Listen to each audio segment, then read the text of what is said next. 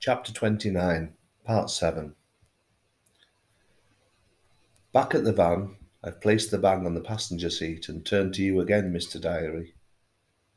If I'd found out about the buried treasure earlier, I wouldn't have had to go to America or London or Dorset or Devon.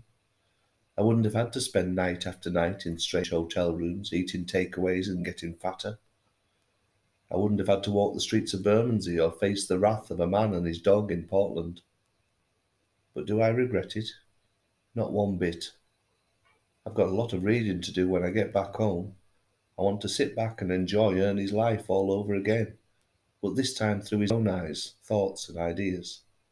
Time to go home. 4:45 p.m.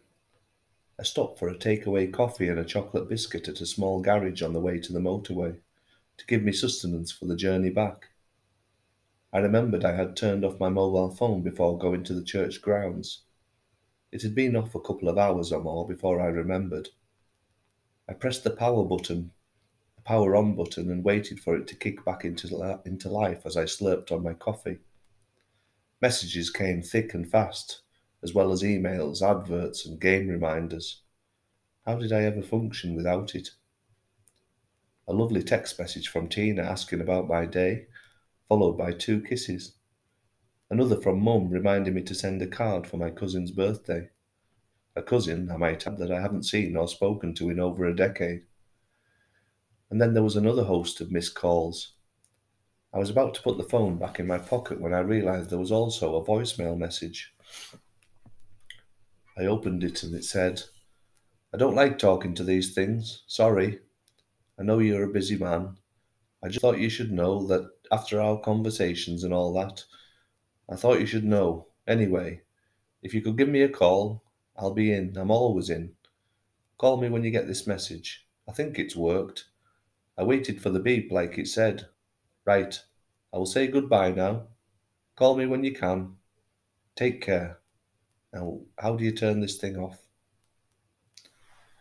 No name was given, but I knew who it was. It was dark outside, but it wasn't too late. I may as well clear up one final loose end while I'm in the area. Come on, Mr. Diary. We are heading west.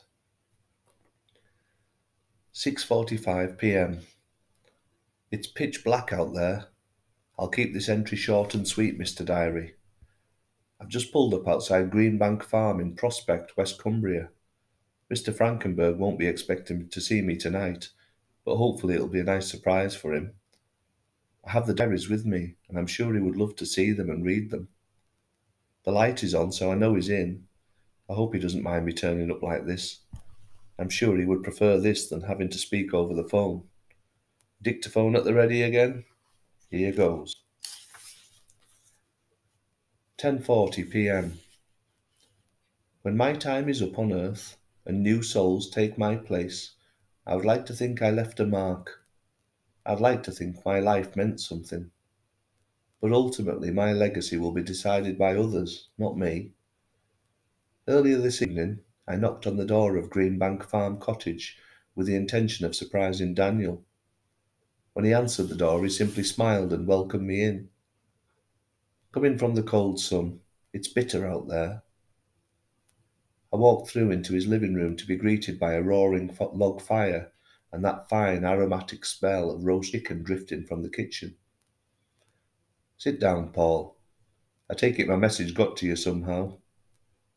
I apologised for dropping in without warning and sat down on the seat near the fire. It was still warm, and Daniel stood with his back to the coals and soaked in the heat. "You can't beat a log fire," he said, smiling down at me.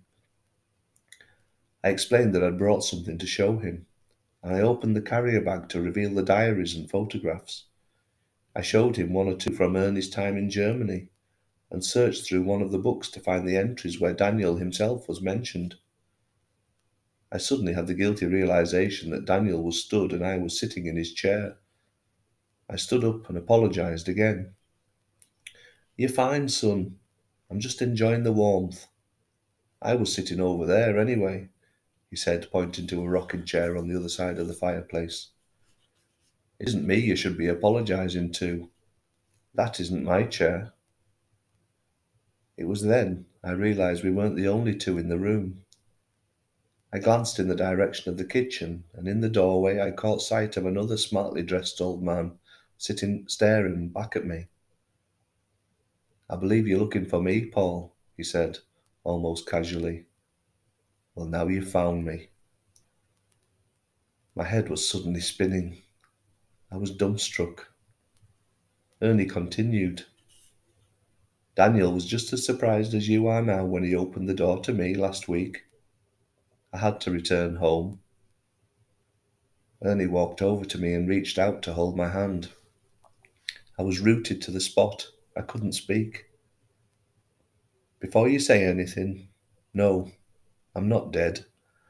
My demise has long since been predicted, but my days aren't numbered just yet, and I haven't lost my mind.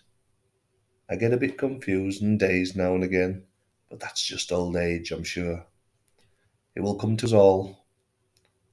Daniel has invited me to stay here. We can look after each other again, just like the old days. No one need ever know there are two Ernie Grimshaws." Daniel nodded. "It's your home as much as mine, if not more. I always hoped you'd come back home again. There's only one Ernie Grimshaw." The two men smiled at each other and enjoyed a few seconds of silence before Ernie spoke again. "I'm sorry you had to go to so much trouble.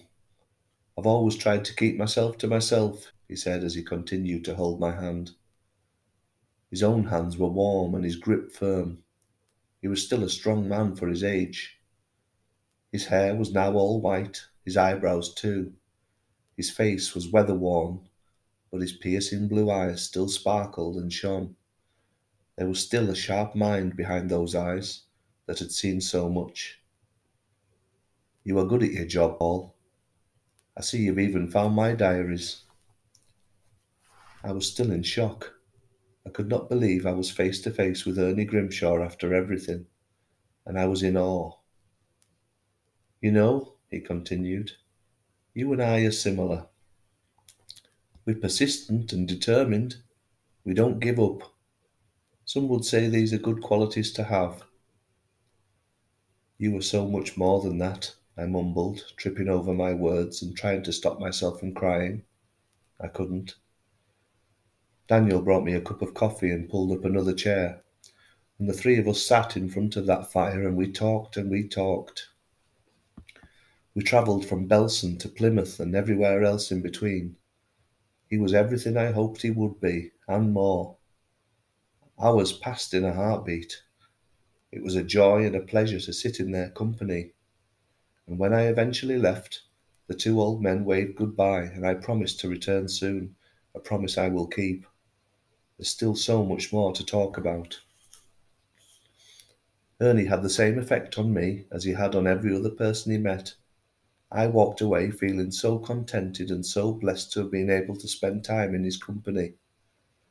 And here we are, Mr. Diary, sat under the stars on a cold Cumbrian night in a battered old van, and I could not be any happier.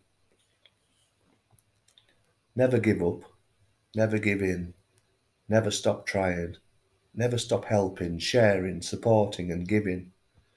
Never stop loving, and never ever stop living while there is breath in your body. Once upon a time there was a man, and that man was me, and that man can be anything he wants to be. Ernie Grimshaw, thank you.